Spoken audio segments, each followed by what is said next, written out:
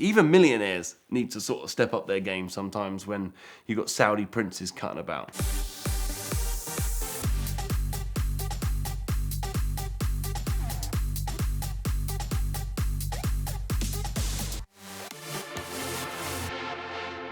So 2 years ago, I meet Ed Bolian, right? He's the epitome and everything I know about Lamborghinis and supercars, right? He's forged me to know that one day in my life I'd love to buy a supercar, just because he tells me how amazing they are, how the feeling of owning these cars, and realistically, the stories that come attached to them. So I meet a guy called Chiro who owns a Shamrock Hotel in England, yeah? And he introduced me to the Lamborghini Club in England. And I'm just blending in with my American cars. I turn up to his shows in American muscle on American days, right? But really, Ed's, opinions pumping in the back of my mind. Chiro's Lamborghini world is there, and the Lamborghini Club of the UK is there, but I'm hard up. I can't afford a real supercar. So what's best, right? A V8 powered fiberglass body kit car, right? So you're kind of getting, right? A GT40 is a supercar in my opinion, right? Low to the ground, 40 inches tall, all the power, rear engine, rear wheel drive, and 2 little seats that are gonna scare the hell out of you, right? So it goes back to when I had my Cadillac Coupe Deville. I had a 1960 Cadillac Coupe Deville, which I painted in BMW Mini hot chocolate brown, gold metal flake roof, air ride. It was cool as hell. But you know what? In England, those cars just, they just get worse and worse. Every time you leave them out in the rain, they leak through onto your lap. They get your air ride controller wet. You can't use your air ride. Your speakers work when they want. And that Cadillac disliked any owner in England because every time I went out in it, the fuel system froze up. So I bought a special system to stop it. The battery died. So I put 2 batteries in it. It died again. The spark plug wires broke. Everything that could go wrong with that car, I spent thousands on it, went wrong. And it still went wrong. There was no way that car wanted to be driven. It just wanted to be left alone. So one day I got a phone call from a good friend of mine in Isha, and he had a Lamborghini Diablo replica. And I walked in, and it's the first ever Diablo I've seen in my life, okay? So I've never actually seen how long they are, and that's a big ass car. I mean, the doors alone rival like a Pontiac Trans Am. They are huge, and they're fiberglass as well, so they're heavy, right? And I'm looking at this car, and it's everything I've dreamed of. So you basically got the same as a GT40, right? You got a big Chevy stroke 383 stroke a V8 in the back, Chevy powered. You've got a Porsche rear axle, manual transmission, and it's a fiberglass body. So it's basically a GT40 in a dress, or a Lamborghini in a dress, should we say. So it's everything I want. It's American horsepower with Italian styling. Basically a Di Tommaso Pantera, right? Everything I love about the styling. And I look at it, and the guy says, I'll swap you your Cadillac Coupe Deville, which was worth 20 grand, for it. And I was like, oh, I want to do it. I went back to my dad, and my dad was like, Sam, you've got like the most iconic American car in the world, a 6059 Cadillac, the coolest car in the world.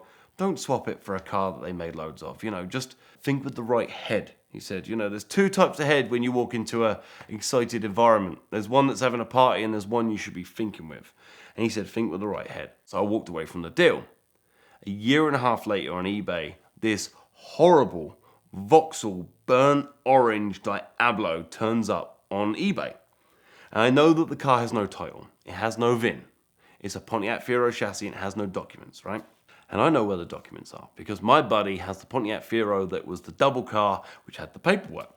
So I phoned the guy up and he goes, oh, it was bought by a guy in Dubai and it was stored in a shed with a load of cars because the guy in Dubai, he's well off, but he's not 100 supercars well off. So he's asked me to put together a collection of cars which we can dot a Diablo and an F40 and, a few Lambos and kit cars and Ferrari 355s in with the real stuff. So in the background, when all his millionaire mates are around, looks like he's doing a little bit better than he is. Even millionaires need to sort of step up their game sometimes when you've got Saudi princes cutting about. So he said, the Diablo turned up, we haven't been able to get the documents for it, therefore we can't send it out to Saudi Arabia or Dubai. Are you interested? I said, well, I know the story of the car. I know you have no documents. I know it runs like crap. I'll give you 10 grand. We negotiate it back and forth and I get it for £12,000. Which for a Lamborghini Diablo kit car, it's the cheapest one I've ever seen in the world. I don't know what a real Lamborghini Diablo is worth, but it's Mondeo money or it's Ford Fusion money, right? For a cool looking car. So we turn up and it's pouring rain, right? It's the worst weather to buy a kit car in, I can assure you. The windows don't fit, the doors don't fit, the fuel pump isn't working, and I don't know if you know about Pontiac Firos, but the gas tank is in the center console, well, at the transmission tunnel, where the prop shaft on a front engine rear wheel car would be. So to get that fuel pump out, you've got to take everything out or cut a hole in the transmission tunnel to get to. So the guy had a 5-litre jerry can down to the carburetor, and we started up and took it for a drive. It ran and drove, and it went forward and backwards. That's me done. I'm a mechanic. I'm a Mercedes-Benz diagnostic technician. I can fix a Chevy V8. I mean, it's nuts and bolts. So we load it on the trailer and we get it back. So on the top of the engine, you've got a massive 750 CFM carburetor powering that 383 cubic inch Chevy small block, right? And the fuel lines that went down to the original Furo fuel system were all perished, right? So I'm trying with my enormity to basically, with a hammer, knock the side of the fuel tank to get the fuel pump to kick in to get it. And we get, and we're trying to start it, vroom, flames up in the engine bay, and I am freaking out, right? I'm on my own, I'm in a workshop, haven't got a fire extinguisher, right? So straight away I grab an oily rag to put over the engine to try and douse it. That goes up in flames, I throw it on the floor. There's a fuel can with a pipe going down to the carburetor here, which is basically a bomb. So I grab hold of the fuel can and run to drop that, and the pipe comes out and fuel goes everywhere. Basically, my buddy called Gary, Samson Fire Protection, saved my life and that car that day. He owned a fire extinguisher company next door, called Samson Fire Protection. He runs in with 2 powder and CO2 fire extinguishers and puts it out, right? So the underbay, when you get in that engine, which someone will one day, and they lift it up, you'll see all the fiberglass had melted on all the louvers going down. But I didn't. I replaced the fuel lines. It fired straight back up. I was so lucky, but I could have died, because where I dropped the fuel can on the floor, that was my only exit from the shop as well. And it's like a 300-year-old fort that I'm in. So it's my only exit. There's no ventilation. I could have died trying to repair a piece of junk Pontiac Fiero base Chevy powered Diablo. I met a guy called Shane Lynch. So Shane Lynch is a Monster Energy drift driver, but he's world famous for a band called Boyzone. Okay, really world famous, got all the girls going back in the early 2000s. World famous guy. You know, in my opinion, he's a drift driver. In the rest of the world opinion, he's a pop star, right? I met him on a show called Scrapyard Supercar Challenge, where me and my dad and my mechanic went on and built some cars to outrun a supercar. So I meet Shane Lynch. No one else is getting on with him as a pal, but you know what? I'm one of them people, I'm not there trying to get photos. I'm there just talking cars, having a laugh. My dad's there. I love my dad. It's all about that experience. Shook his hand. He's like, take my number, mate. If you ever get anything cool, give me a shout. We start talking, and he's like, on your Facebook, you got a Diablo? I was like, yeah, it's not a real Diablo. It's a kit car. He's like, yeah, I know. Cool. Well, I'm filming a TV show called Dream Machine, and I want to sit it in the background. But Shane Lynch is all black everything. G-Wagons, Hummers, F-150s, Dodge Rams, everything's got to be black. You can't have anything else. He said that orange really isn't doing anything for me. I was like, fair enough. I said, you can have it for £20,000. He went, cool, but I want it black. So I dropped it to my buddy, gave him a couple of grand. The car looked unbelievable. You know, from any angle, everyone said, you know, he had millionaires turn up to Dream Machine. Oh my God, you got a Diablo. Yeah, just leave it alone. It's worth a lot of money. Had it barried off. No one knew. Like, no one knew. You start it up, V8 purring out the back, straight pipes. Like, unless you're a real Lamborghini guy, you don't know. It sounds amazing, you know. To make that kind of money in such a short period of time, and to once again build that relationship. I made like $6-7 grand. It paid the bills for a few months, and I got to build a relationship. Sometimes, you know, relationships are more important. A friend of mine called Jack, I call him Jack Mouse, right? He's a big guy.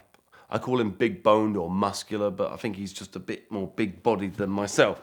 And we take the car out on a road test, right? So we get it running, we sort the fuel system out, and we take it down these dark alleys near my fort, right? Because it's Fort Fareham in Hampshire. It's a real derelict kind of area on the weekend or at night.